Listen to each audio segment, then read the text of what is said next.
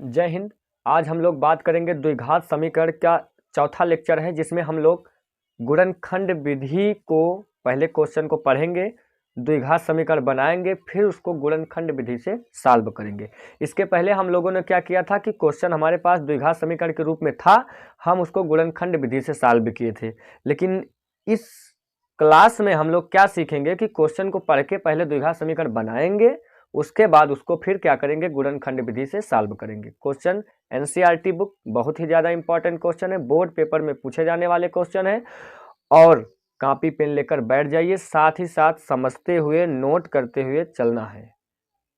चलिए वीडियो को बहुत बड़ा ना करते हुए वीडियो को स्टार्ट। एनसीईआरटी बुक 4 पॉइंट प्रश्नावली 2 है ना, 4.2। तो उसमें से हमने पहला क्वेश्चन कर लिया है। द्विघात समीकरण के रूप में हमको गुणनखंड केवल द्विघात समीकरण के रूप में दिया गया था, हमने क्या किया था, उनको गुणनखंड कर दिया था, गुणनखंड विधि से सॉल्व कर लिया था, एक्स वाई के मान मतलब मूल ज्ञात कर लिए थे।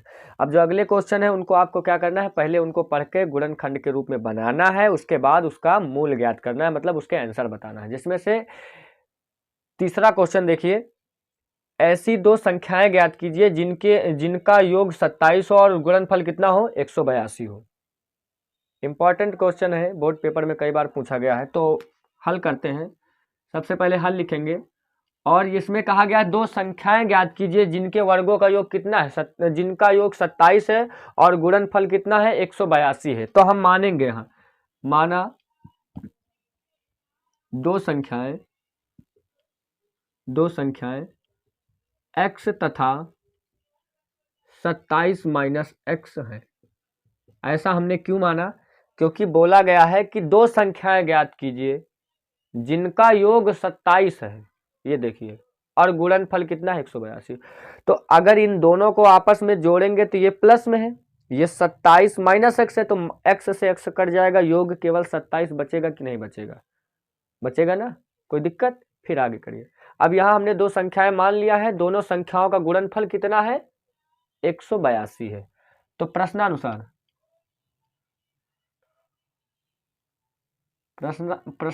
क्या बोला गया है कि दोनों संख्याओं का गुणनफल मतलब x का गुणा 27 माइनस एक्स से करेंगे तो कितना हो जाएगा, 182। और इसका मतलब अगर आप नहीं समझे तो दोनों संख्याओं का योग, दो संख्याएं ज्ञात कीजिए, दोनों का योग कितना हो, 27। तो इन दोनों संख्याओं को हमने माना है, तो x प्लस अगर 27x करेंगे तो ये इससे कट जाएगा, केवल 27 ही बचेगा। अब समझ गए होंगे, दोनों का गुणनफल 182, तो गुणा करें तो 27 एकम 27x और माइनस एक्स स्क्वायर कितना हो जाएगा, एक्स स्क्वायर। 27x और माइनस का एक्स का गुणा एक्स से एक्स स्क्वायर बराबर कितना हो जाएगा, 182। इन दोनों को इधर लाएंगे तो कितना हो जाएगा, एक्स स्क्वायर, ये इधर प्लस में इधर आएगा तो माइनस का 27x और प्लस में 182 बराबर 0। या इधर आवा माइनस में रहा, इधर आवा प्लस में होगा, या प्लस में रहा, इधर आवा तो माइनस में होगा, और यह पहले से रहा 182। यह आपका क्या बन गया, एक द्विघात समीकरण। बताओ, अब एक ही बाद आपका गुणनखंड के रूप में इसका सॉल्व करना है, मतलब गुणनखंड विधि से इसका सॉल्व करना है। वैसे विधि का नाम नहीं दिए, अगर आप विधि जब आपका आ जाए सारी की सारी तो आप जो आपका आसान लगे वैसे आप लगा सकते हो, लेकिन हम गुणनखंड सिखा रहे हैं तो गुणनखंड से गुणा कराओ, 182 जोड़ो घटाओ तो 27। तो इनमें आपका एक कॉम्बिनेशन बताएं कि जब बड़ी संख्या आपके दिमाग में ना आवे कि का हो ही सकत है, तो आप एक 182 के पहले फैक्टर कर लियो। 2 से कटी 2 नवा 18, देखो 2 नवा 18 और 2 एकन्नम 2। अब 7 से काटा जाए तो 7 एकन्नम 7, 7 त्रिक 21 और 13 एकन्नम 13, तो 7 दूनी 14 और गुणे 13, मतलब 2 संख्या मिल गई। अब इनका जोड़ों का 27 हुआ तो 4 3 7, 4 3 7 मतलब सही है। गुणा कराए के बाद 182 आवे के चाहिए, जोड़े घटाए पर माइनस के 27, तो दोनों के आगे अगर माइनस लगा दी जाए ना तो माइनस के 27 हो जाए, और गुणा करे हो तो प्लस के कितना हो जाए, 182। बताओ यह बात आपकी समझ में आएगा ना, कि अगर हमका इतनी बड़ी संख्या के फैक्टर नहीं आ रहे हैं डायरेक्ट, तो ये तरीके से हम निकाल के रख सके थे। ठीक, अब देखो तो यहाँ कितना हो जाए, एक्स स्क्वायर। एक चीज और बताना है कि यही का चाहे आगे लिखो चाहे यही का आगे लिखो, वैसे कोनो मतलब नहीं ना, आंसर पर कोनो फर्क नहीं पड़ेगा। माइनस के 13x प्लस के 182 बराबर कितना हो जाए, 0। हमने रख दिया, आप 13 आगे रख के 14 पीछे रख के देख लो, कोनो आंसर में फर्क नहीं पड़ेगा। तो एक्स स्क्वायर, एक्स यहाँ से कामन लियो तो यहाँ कितना बची, 14। अगर यहाँ माइनस के 13 कामन लिया तो एक्स माइनस के यहाँ बची 14 बराबर 0। दोनों में से x माइनस के 14 और का हो जाई x माइनस के 13 बराबर 0। दोनों का 0 के बराबर अगर कीन जाई तो x माइनस के 14 बराबर 0, तो x बराबर कितना आ जाए 14। और अगर इधर थोड़ा सा इसका हटा रहे हैं, अगर आप इसका देखो तो x माइनस के 13 बराबर 0, तो x बराबर कितना हो जाए 13। तो अतः संख्याएं जो संख्याएं आपके आई हैं वो 13 कामा कितना आई हैं 14। यह आपके का हो जाई आंसर हो जाई। अगर आप इनके दोनों के गुणा कर रही हो तो 182 आई। सवाल में आपके कहा गवा है कि दो संख्याएं ज्ञात करो। हम दो संख्या निकाल रहे हैं 13 और 14, दोनों का योग 27 है। 13 14 जोड़ी हो तो 27 हुई और दोनों का आपस में गुणा करा दे 182 हो जाए। यह आपके का हो जाए आंसर। कोनो दिक्कत है यहाँ तक का? अभी क्वेश्चन का नोट करो, इंपॉर्टेंट क्वेश्चन है, बोर्ड पेपर में पूछे जाए वाले क्वेश्चन है, कई बार आए हैं, तो ये क्वेश्चन का नोट करो। तीसरा नंबर क्वेश्चन है, चौथा नंबर देखी थे। ये आपके सामने चौथा क्वेश्चन है, बहुत ज़्यादा इंपॉर्टेंट क्वेश्चन। ये प्रकार के तो क्वेश्चन आपका अवॉइड का चाहिए अगर द्विघात समीकरण पढ़े हुए तब। देखो बहुत कठिन नहीं ना, पहले का पढ़ के हम लोग का करवे द्विघात समीकरण बनाओ। द्विघात समीकरण बनाए के बाद फिर क्या करना है आपका एक सॉल्व करना है, वो भी किस विधि से? गुणनखंड विधि से। दो क्रमागत धनात्मक पूर्णांक ज्ञात कीजिए जिनके वर्गों का योग 365 हो। क्रमागत पूर्णांक का मतलब हाथ एक के बाद एक, धनात्मक का मतलब प्लस में होना चाहिए। ठीक, जैसे अगर पूर्णांक पूछ ली जाए क्रमागत, तो क्रमागत का मतलब जैसे एक दुई 3 4 5 एक के बाद एक। ठीक, तो यहाँ हमका मानक पड़ी हल में सबसे पहले मान लो कि माना दो क्रमागत धनात्मक पूर्णांक x तथा x+1 है। कोनो दिक्कत है? द्विक्रमागत पूर्णांक x तथा x+1 है, कोई दिक्कत? दोनों के वर्गों का योग, दोनों जने के वर्ग करो योग करो तो कितना हो चाहिए 365। या प्रश्न में कहा गया तो प्रश्नानुसार according to question X square करो प्लस x+1 का स्क्वायर करो, वर्ग का मतलब स्क्वायर तो हो ना भैया, तो बराबर कितना हो जाए 365 हो चाहिए। कोनो दिक्कत है तक का? दोनों जने का क्या करो वर्ग करो जोड़ो तो कितना हो चाहिए 365 कर देना। अबे तक तो यहाँ तक का कोनो दिक्कत है नहीं ना। अब इनका सॉल्व करो तो यह वाला तो सॉल्व करने लायक है नहीं ना, यह वाला है a + b का होल स्क्वायर से त्वारक पर ही तो तोड़ रहे हैं। देखो x square plus a square plus b square, एक का स्क्वायर एक plus 2ab 2x, a square plus b square plus 2ab का मतलब यह हो जाए। कोनो दिक्कत? बराबर कितना हो जाए 365। एक्स में एक्स जोड़ें तो 2x स्क्वायर प्लस के कितना हो जाए 2x, या इधर आई तो माइनस में आई तो बराबर 365 माइनस के 1, या इधर आवा माइनस में आवा 2x, या होगा x स्क्वायर मिला के 2x, तो 2x स्क्वायर प्लस के 2x बराबर 364 बची। 5 में से अगर एक घटे हुए तो अगर यहाँ से देखो तो 2 से डिवाइड हो जाए वाली ये संख्या है कि नहीं ना भाई? 5 में से एक घटाएं तो 4 बचा, 364 होगा। अगर यहाँ से 2 कॉमन ले ले तो यहाँ कुछ ना कुछ डिवाइड हो जाएगी, तो 2 यहाँ से कॉमन लेना तो एक्स स्क्वायर प्लस के एक्स बराबर में यहाँ 364, 2 इधर आई तो बटे में आई, तो एक्स स्क्वायर प्लस एक्स बराबर 2 से जब डिवाइड की जाए यहाँ से तो 2 एक नम कितना हो जाए 2, एक बचा 2 अट्ठे 16 और 2 दूनी 4। अब इनका इधर लेके जाओ तो एक्स स्क्वायर प्लस के एक्स माइनस के 182 बराबर में कितना बचा 0। यह आपके का बनेगा एक द्विघात समीकरण बनेगा। पहले क्वेश्चन का पढ़ें, क्वेश्चन का जो प्रश्न में कहा गया वही एकदम हिसाब से करते चले हुए आ गए। देखो यहाँ एक आपके द्विघात समीकरण बनेगा।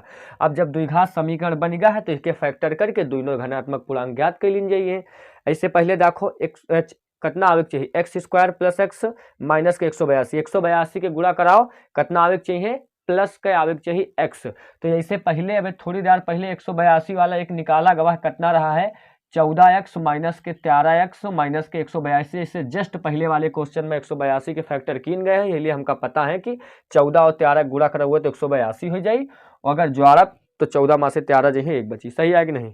देखो 14 3 42 के 2 हासिल 4, 14 1 14, 14 4 18 हो जाए, 14 में से 13 जाए तो कितना बची एक है बची होगा। कॉमन लीन जाए तो यहाँ से x कॉमन है, x प्लस कितना हो जाए 14, और यहाँ से माइनस के 13 कॉमन है तो x प्लस कितना हो जाए 14, बराबर में कितना हो जाए 0, दोनों में से एक लिख लावे तो x प्लस कितना हो जाए 14 और x माइनस के 13 बराबर कितना हो जाए 0, दोनों का 0 के बराबर करबे तो x प्लस 14 बराबर 0, तो x बराबर इधर प्लस में इधर आई तो माइनस के 14 हो जाए, यही का ना लिखा जाए, काहे ना लिखा जाए का बता रहे हैं, का देखो तो x माइनस के 13 बराबर 0, तो x बराबर माइनस में इधर आई तो प्लस में 13, यही का लिखा जाए। कारण का है हमसे धनात्मक पूछे हैं, धनात्मक पूर्णांक, या का है ऋणात्मक पूर्णांक, या ऋणात्मक पूर्णांक है इन्हें का ना लिखा जाए, तो जौन आपके धनात्मक पूर्णांक का है ना, अतः धनात्मक पूर्णांक, धनात्मक पूर्णांक x बराबर यहाँ रखबे 13, तो पहला हो जाए 13 और दूसर कितना हो जाए 13 में एक जोड़ा कितना हो जाए 14। देख लो एक की बाद एक, पहले हम बताना है कि अगर क्रमागत के बाद पूछे, क्रमागत धनात्मक पूर्णांक सम विषम के वही में बात नहीं करे, सम विषम के अलग चीज है, जैसे सम विषम पूछे होती तो जैसे 13 की बात फिर का होते, मान लो 17 आ जाते या फिर 15 आ जाते, ठीक, 14 की बात का आ जाते 16 आ जाते हैं, 15 ना होते, तो ये आपके सम विषम का फर्क है। यहाँ का है आपका केवल धनात्मक पूर्णांक पूछ रहे हैं। 4 नंबर में पूछा जाए वाला क्वेश्चन है, बहुत इंपॉर्टेंट है, बोर्ड पेपर में कई बार पूछा गया है। बताओ कोनो दिक्कत यहाँ तक का, आपके सामने क्वेश्चन, आप इसका नोट कर सकते हो आराम से।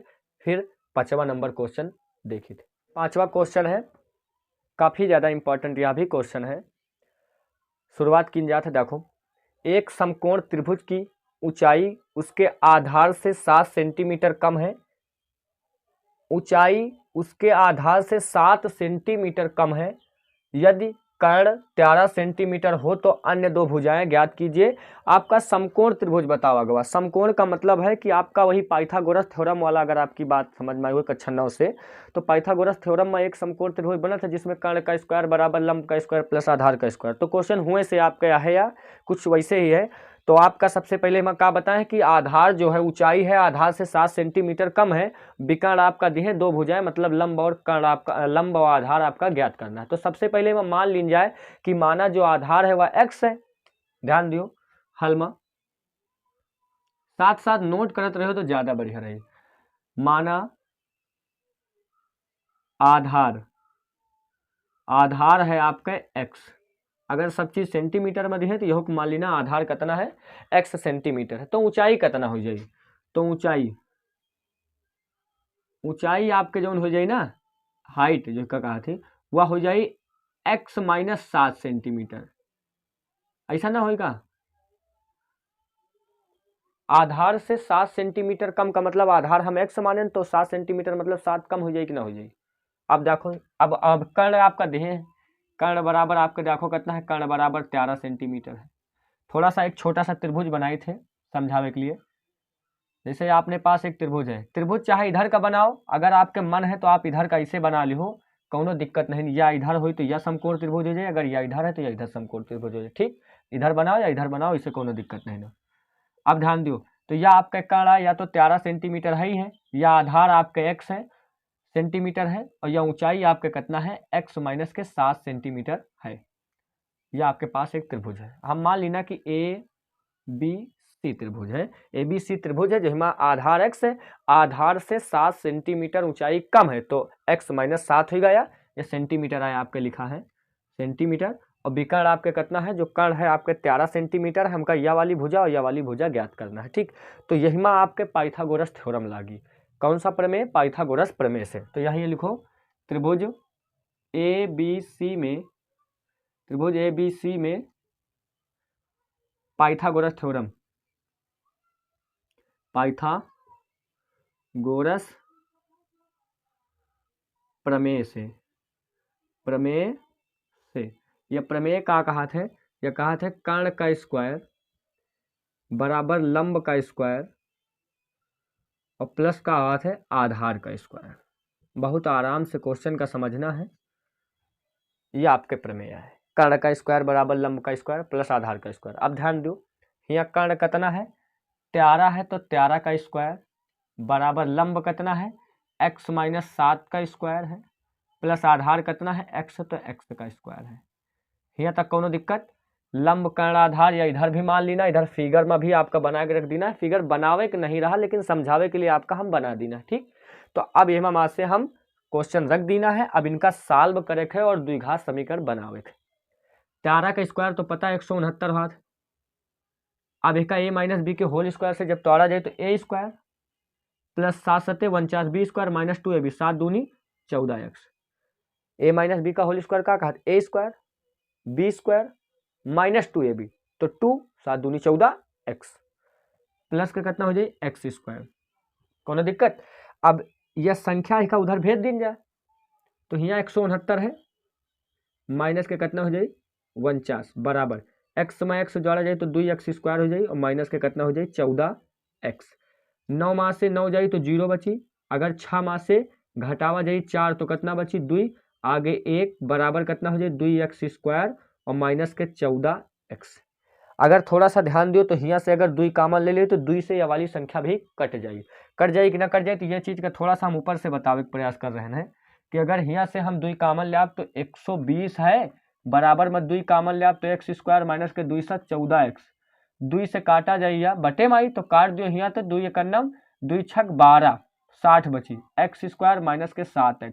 60 का इधर ले आओ तो x स्क्वायर माइनस के 7x और प्लस के कितना हो जाए 60, इधर कुछ ना बची बराबर में 0।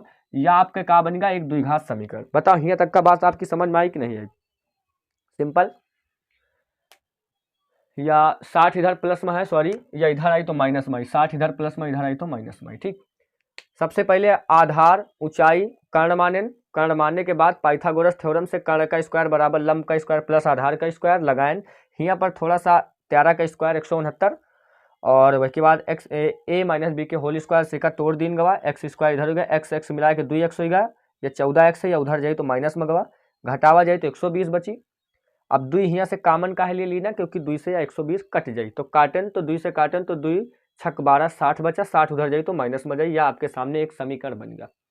जब यह द्विघात समीकरण बनेगा है तो इसका सॉल्व करने के लिए आप गुणनखंड विधि का प्रयोग कर रहे हो है तो गुणनखंड विधि से का लगावा जाए तो गुणा ऐसी 2 संख्या गुणा कराओ तो 60 आवे और जोड़ो घटाओ तो कितना आवे 7 आवे। गुणा कराओ तबो 60 आवे और जोड़ो घटाओ तो कितना आवे तबो 7 आवे, लेकिन माइनस के आवे, माइनस का दोनों दिन 12 पंचे 60 और 12 माह से 5 जइए तो 7 बची कि ना बची। एकदम सिंपल है गुणनखंड। इससे पहले वाली वीडियो में हम बहुत अच्छे से सीखे हैं तो यहाँ भी हम लोग कोई का इस्तेमाल कर रहे हैं ना। तो देखो गुणा कराओ तो 60 आवे, वहाँ माइनस के 60 तो 12 पंचे 60। ठीक, माइनस के बचावे के 7 तो 12 माह से 5 है तो 7 बची।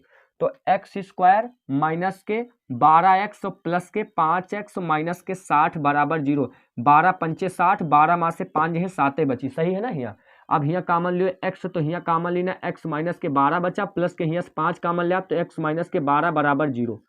5 कॉमन लेना 5 एक नम 5 5 दूनी 10, दोनों माह से 1 लिख लियो x माइनस के 12 और यहाँ बची x प्लस के 5 बराबर 0। दोनों का 0 के बराबर करो तो x माइनस के 12 बराबर 0 तो x बराबर प्लस के 12 आ जाए और यहाँ x माइनस 5 बराबर 0, x प्लस 5 बराबर 0 तो x बराबर माइनस के 5 आ जाए। यही का नहीं लिखबे, यही का लिखबे।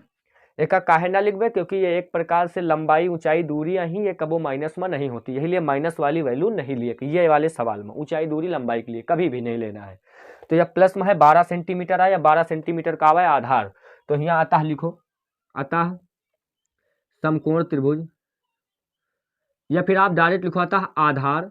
अतः आधार आपके कितना हुआ है 12 सेंटीमीटर और ऊंचाई कितना हो जाए भैया, ऊंचाई बराबर बताए हैं कि आधार से 7 कम है, आधार से 7 कम है तो 12 आधार आवा है 7 कम करा जाए तो कितना हो जाए 7 5 12 5 सेंटीमीटर। यह आपके का आवा है ऊंचाई है और यह आपका का आवा है आधार है। यह आपका आंसर है, फाइनल आंसर। बताओ यहाँ तक का कोनो दिक्कत? बढ़िया क्वेश्चन है, इंपॉर्टेंट क्वेश्चन है, एनसीईआरटी बुक के ही बोर्ड पेपर में पूछे जाए वाले क्वेश्चन है। तो आप इनका एक बार आराम से समझ के पूरे, बहुत बड़ा क्वेश्चन है ना, नोट करके एक बार अपने मन से लगाई हो। अगर कम समझ में आए वीडियो को एक बार दोबारा करके देख लियो, आराम से समझ में आ जाए। लास्ट क्वेश्चन बचा है यही माँ के, ये 5वां क्वेश्चन होगा है 4.2 प्रश्नावली के।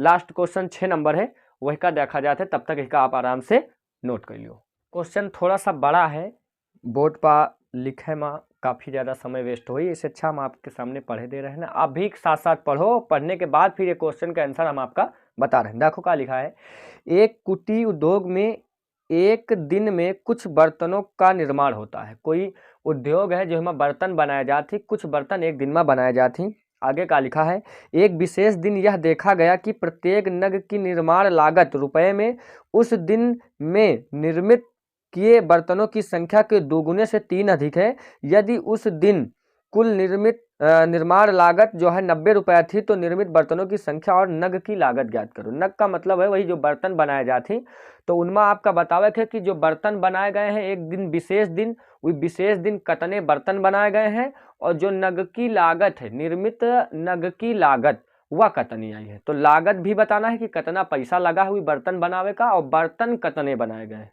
क्वेश्चन थोड़ा बहुत समझ में आ गई कि एक विशेष दिन आपके बर्तन उद्योग में बनाए गए हैं, वही बर्तन कितने बनाए गए हैं या बताओ, और वही दिन बर्तन जितने बनाए गए वही के 2 गुने से 3 अधिक लागत लाग गए। 2 गुने से 3 अधिक मतलब 2 से गुणा कराओ 3 अधिक लागत लाग गए। तो वह लागत भी बताओ कि लागत कितनी लगी है और बर्तन की संख्या कितनी है। यहाँ तक आपका क्लियर है। तो सबसे पहले हम क्या लिखेंगे, आंसर नंबर 6 हल। क्वेश्चन आपके सामने पढ़ दी ना, आपके पास किताब हो आप वहां से पढ़ सको तो डायरेक्ट आंसर कि माना निर्मित बर्तनों की संख्या, सबसे पहले यहाँ माना जाए तो माना निर्मित बर्तनों की संख्या,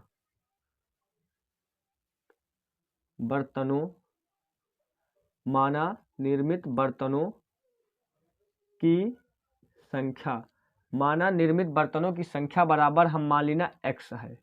ठीक, कोनो दिक्कत। माना कि जौन विशेष दिन बर्तन बनाए गए वे कितने बनाए गए, x बनाए गए हैं, और जौन वही दिन लागत लाग है प्रत्येक नग की निर्माण लागत, तो प्रत्येक नग की निर्माण लागत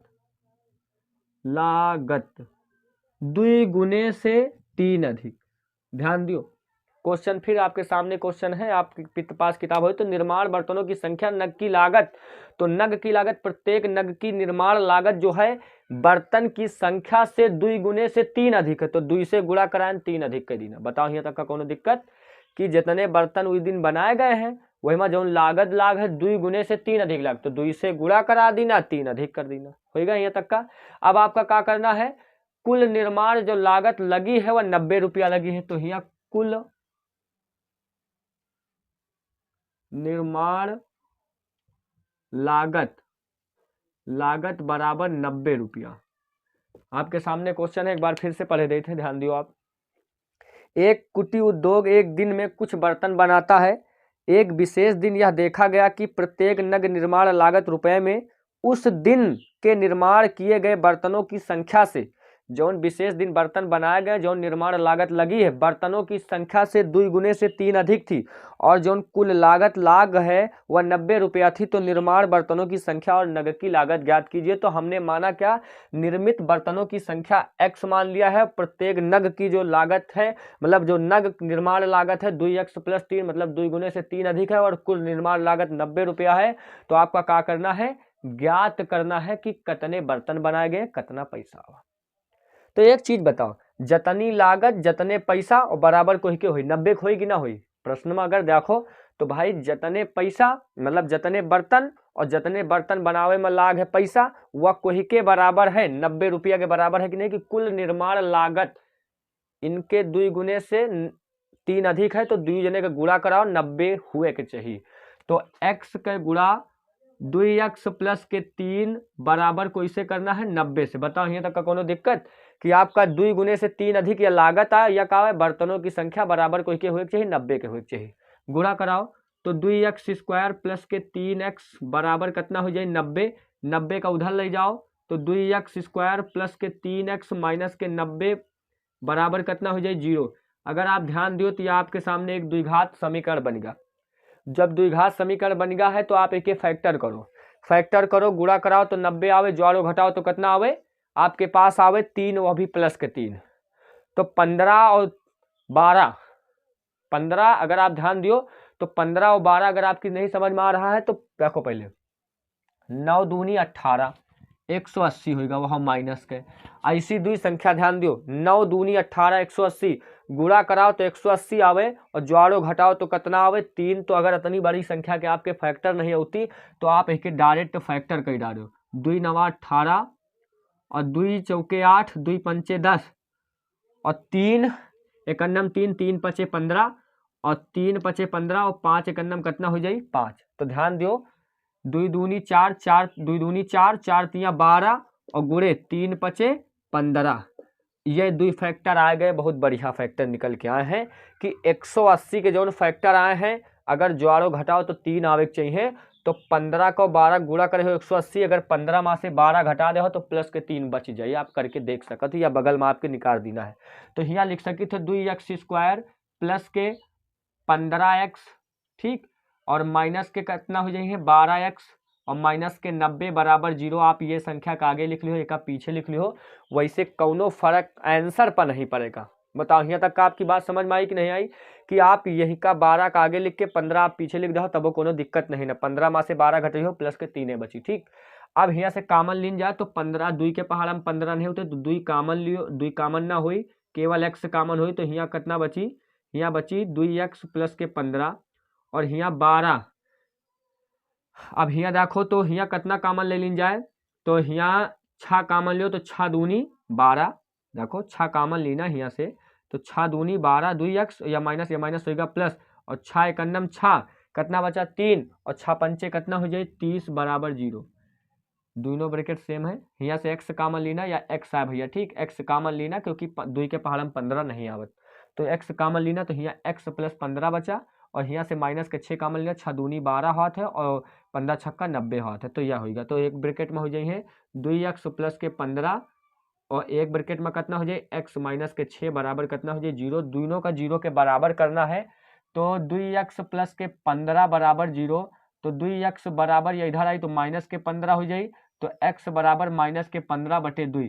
अगर यह माइनस में है यही लिए ना लिखा जाए। बर्तन की संख्या मतलब कोनो न कोनो वैल्यू आवे चाहिए प्लस में, ना के बराबर बर्तन बनबे नहीं भाई और क्वेश्चन में बतावा गया कि बर्तन बने हैं, ठीक, तो यह ना लीन जाए। दूसरा है x माइनस के 6 बराबर 0, x बराबर कितना आ जाए प्लस के 6 आ जाए तो यह आपका आंसर लीन जाए। लेकिन यह आए का चीज बर्तनों की संख्या है तो बर्तनों की संख्या कितनी है 6, अतः x बराबर माने है ना कि बर्तनों की संख्या तो अतः निर्मित बर्तनों की संख्या, निर्मित बर्तनों की संख्या जो उस दिन बर्तन बनाए गए थे वो 6 बर्तन बनाए गए हैं। कितने बर्तन बनाए गए हैं 6 और जो लागत लगी रहा है नग की लागत, नग की लागत प्रत्येक नग की लागत, प्रत्येक नग की लागत यही के 2 गुने से 3 अधिक, इनके 2 गुने से 3 अधिक यानी कि 6 दूनी 12 और 12 3 कितना हो जाए 15। यह आपका आंसर हुई कि नग की लागत 15 रही है और बर्तन कितने बनाए गए हैं 6। अगर आप इसमें कुल लागत देखो तो 15 छक्का 90 और 15 छक्का 90 रुपया आपका पहले से दिए सवाल में। ध्यान दियो बर्तन कितने बनाए गए 6, लागत कितनी लाग इनके 2 गुने से 3 अधिक तो 6 दूनी 12 3 15 होगा, यह आपके सामने लिखा है। और कुल मिलावा जाए दोनों जने का गुणनफल कीन गवा है तो 90 आवा है कि नहीं तो दोनों जने गुणनफल करो 15 छक्का 90 तो हाथ, यह आपके सामने आंसर रहा। आप इसका आराम से नोट कर लियो। 4.2 प्रश्नावली आपके पूरी के पूरी समाप्त हो गए है। हम ई वाले क्वेश्चन का गुणनखंड विधि से सॉल्व कीना है। क्वेश्चन का पढ़ के बहुत ही ज़्यादा इंपॉर्टेंट क्वेश्चन है, द्विघात समीकरण का सॉल्व किया है। इसके बाद हम लोग पूर्ण वर्ग बना के उस विधि पर बात करेंगे। और अगर वीडियो पसंद आई है तो वीडियो को लाइक करें, चैनल पर हमारे नए हैं तो चैनल को सब्सक्राइब करें, अपने दोस्तों तक इस वीडियो को ज़्यादा से ज़्यादा शेयर करें ताकि बच्चे और ज़्यादा से ज़्यादा पढ़ सकें। मिलते हैं अपनी अगली वीडियो में, तब तक के लिए जय हिंद, वंदे मातरम दोस्तों।